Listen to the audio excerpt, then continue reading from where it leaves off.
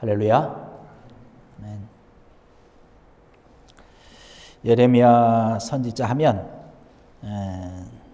눈물의 선지자로 알려져 있습니다. 왜냐하면 그의 삶 가운데 하나님의 일을 하면서 많은 고통을 경험했던 사람 중에 하나라고 하는 것이죠.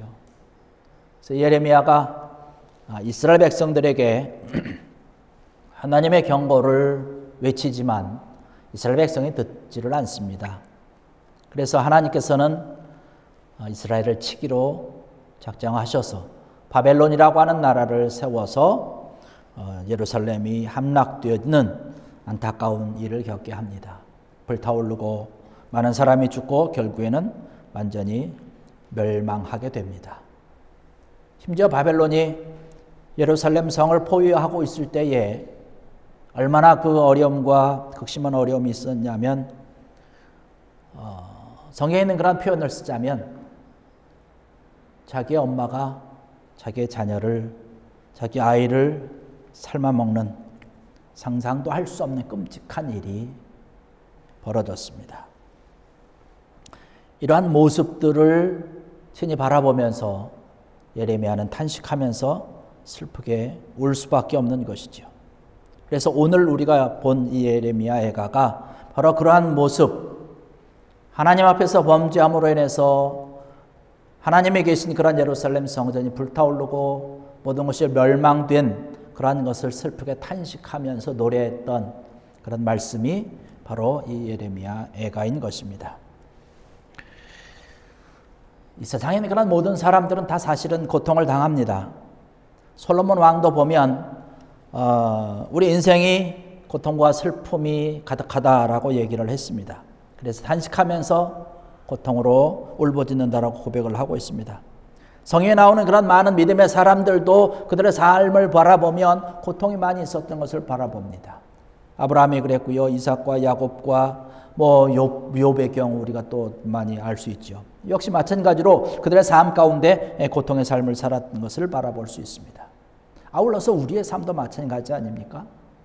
지금 현재 우리의 삶이 여러 가지로 경제적인 그러한 고통이 우리에게 있고 또 자녀들을 또 질병, 우리의 연약함과 어떤 인간관계를 통해서 여러 가지로 오는 그런 말할 수 없는 그러한 고통과 고난이 우리에게 있다라고 하는 것이죠. 더군다나 또 한 가지 더 우리가 믿음의 사람들 가운데 있는 고통이 또 하나 있죠. 세상 사람들은 느끼지 못하는 것입니다. 뭐냐면 신앙생활을 하면서 받는 그러한 상처라고 하는 것이죠. 때로는 신앙생활하는 그런 많은 교인들 때문에 또 때로는 목회자 때문에 때로는 여러 가지 일들로 인해서 여러 가지 상황 때문에 상처를 받기도 하고 고통을 받기도 하는 것을 볼 수 있습니다.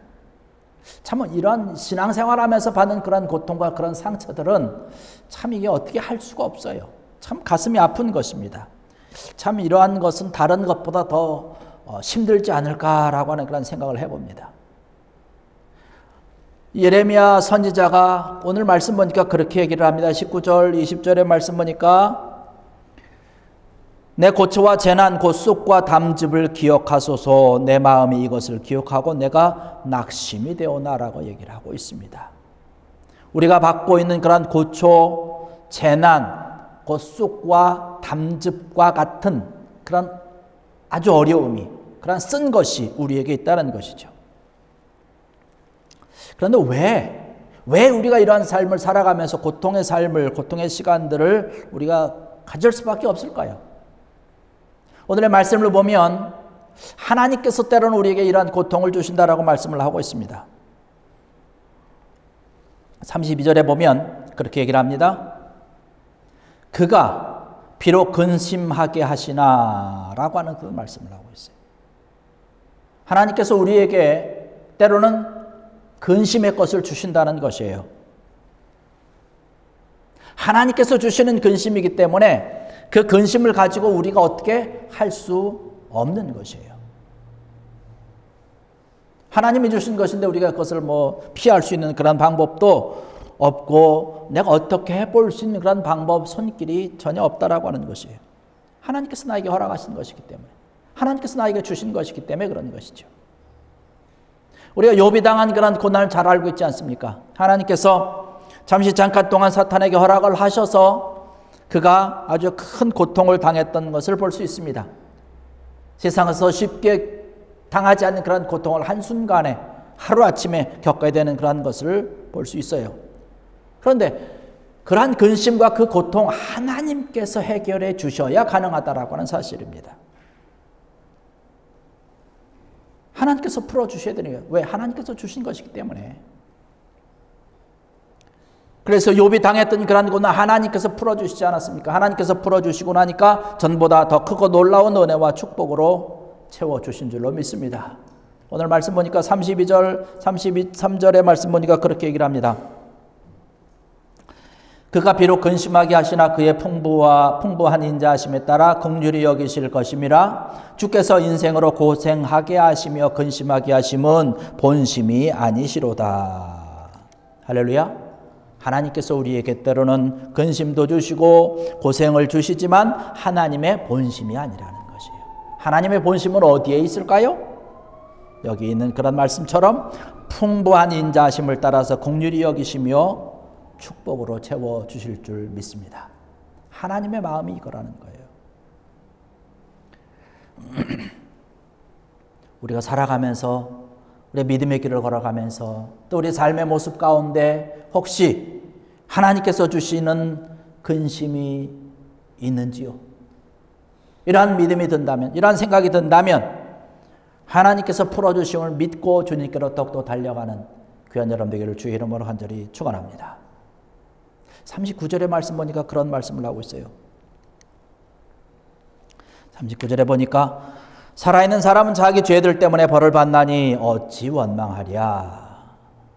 우리가 이 세상을 살아가면서 때로는 고통을 당하고 근심 가운데 고생하면서 그런 고난과 그 고초를 겪는 것은 내가 하나님 앞에서 지은 죄가 있기 때문에 그렇다는 것이에요. 그 지은 죄로 벌을 받는다라고 하는 것이죠. 이스라엘이 지금 그러한 벌을 받고 있는 것 아니겠습니까?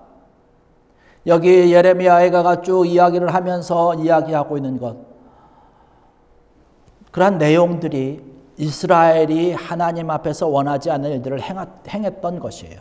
하나님께서 원치 않은 일을 지금 이렇게 행하고 있었다는 것입니다. 그래서 하나님께서는 지금 이스라엘 백성들을 경고하시는 것이죠. 하나님께로 그들이 다시 돌아오면 좋은데 돌아오지 않았기 때문에 바벨론을 들어서 치신 것이고 예루살렘이 멸망당하게 된 것이고 극심한 어려움 가운데 극심한 고난과 고초 가운데 심지어 자기의 자녀들을 삶아먹는 그런 안타까운 일이 벌어진 것은 바로 자기들이 지은 죄 때문에 그렇다는 것이에요. 그가 지은 죄가 있기 때문에 벌을 받는 것이죠. 우리의 모습들도 돌아봐야 되지 않겠습니까? 우리 삶 앞에서 내 삶을 돌아보면서 나도 모르는 그런 고난이 있다면 혹시 하나님 앞에서 내가 범죄한 것은 없는지, 지은 죄가 있는지 나의 삶을 돌아봐야 될 줄로 믿습니다. 이러한 모든 잘못된 것이다 우리가 하나님 앞에 나가야 되는 것 아니겠습니까? 우리가 살아가면서 이러한 고통과 고난과 쑥과 담즙이 우리 삶 가운데 있는데 이러한 것들을 그러면은 해결할 수 있는 방법이 없느냐? 해결할 방법이 있지요. 하나님께서 이렇게 우리에게 말씀하시는 것은 우리로 하여금 해결할 수 있는 그런 길이 있기 때문에 이렇게 말씀하시는 것 아니겠습니까? 바로 하나님을 통해서 해결할 수 있는 것이죠. 오늘 본 말씀을 통해서 우리에게 말씀하시고 계시는 그런 이런 여러 가지 고난과 어려움 일들을 해결할 수 있는 그런 방법, 27절, 26절의 말씀 보니까 26절과 27절 보니까 그렇게 말씀을 하고 있습니다. 사람이 여호와의 구원을 바라고 잠잠히 기다림이 좋도다. 사람이 젊었을 때에 멍에를 맺는 것이 좋다라고 말씀을 하고 있습니다.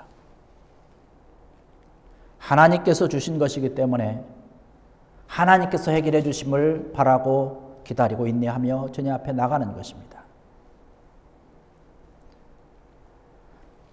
사람이 여호와의 구원을 바라고 잠잠히 기다림이 좋도다. 잠잠히 하나님 앞에 꿇어 엎드려서 기다리면서 하나님께서 구원하여 주심을 우리가 기다리는 것입니다.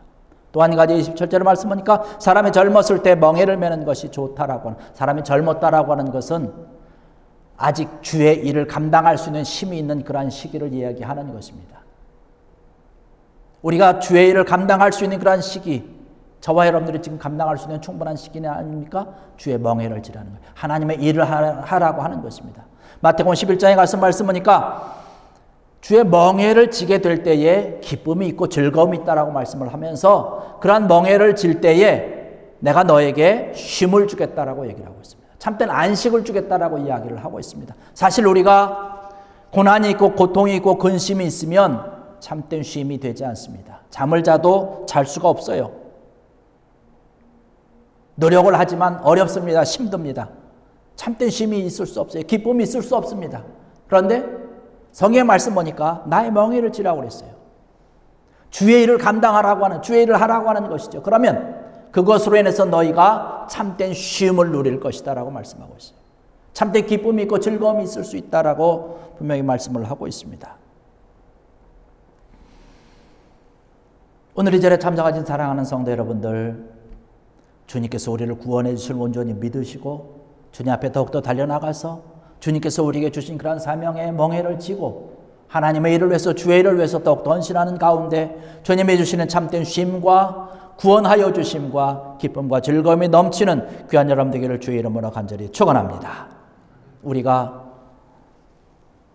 하나님의 자녀로서 정말로 내가 견딜 수 없는 그런 고통이 있다 할지라도 그것을 통해서 좋은 결과가 우리 앞에 있을 것을 믿으면서 참고 인내하는 것이죠. 믿음이 있기 때문에, 또 믿음이 좋기 때문에 우리에게 고통이 없는 것이 아니지요. 그 믿음 때문에, 그 믿음이 좋기 때문에 고통을 극복할 수 있는 힘이 우리에게 있다는 게 사실입니다. 오늘 이 시간 예배드리면서 주님 앞에 기도하면서 나로 하여금 더 큰 믿음을 가지고 내 삶 가운데 있는 그러한 모든 고난과 고초에, 또 고통과 고생에 이러한 모든 것을 하나님의 뜻으로 바라보면서 참고 인내하고 주님 앞으로 더욱더 나갈 수 있는 귀한 힘이 나에게 생기기를 바라면서 원하면서 기도하며 간구하는 귀한 여러분 되기를 주의 이름으로 간절히 축원합니다. 주님께서 이 세상에서 많은 고통과 고난을 당하지 않으셨습니까? 그러나 그 고통을 믿음으로, 기도로 이기고 승리하셔서 결국에는 죽음까지도 이기고 승리하신 것을 바라볼 수 있습니다. 이 모습이 바로 우리 믿음의 사람들이 극복해야 될 하나님의 방법이라는 것이에요. 저와 여러분들이 견디고 저와 여러분들이 극복해내야 될 그런 방법이라고 하는 것이죠. 그럴 때, 이러한 믿음으로 달려나갈 때에 하나님께서 우리의 길을 활짝 열어주신다라고 하는 사실입니다. 또 말씀 보니까 그렇게 얘기를 합니다. 우리의 죄로 인해서 벌을 받게 될 때 가장 좋은 방법은 뭘까요? 주님 앞에 회개하는 것이죠. 예레미야 선지자가 끊임없이 이스라엘 백성들을 향해서 하나님 앞으로 다시금 돌아오라고 이야기를 하고 회개하라고 끊임없이 눈물로 호소를 하고 있지만 그들이 돌아오지 않았어요. 하나님께서 그들을 치신 것입니다. 하나님 앞에 손들고 나올 때 우리에 있는 그런 여러 가지 고통과 고난과 고생과 이러한 모든 것들을 극복할 수 있다는 것이, 다른 방법이 없다는 것입니다.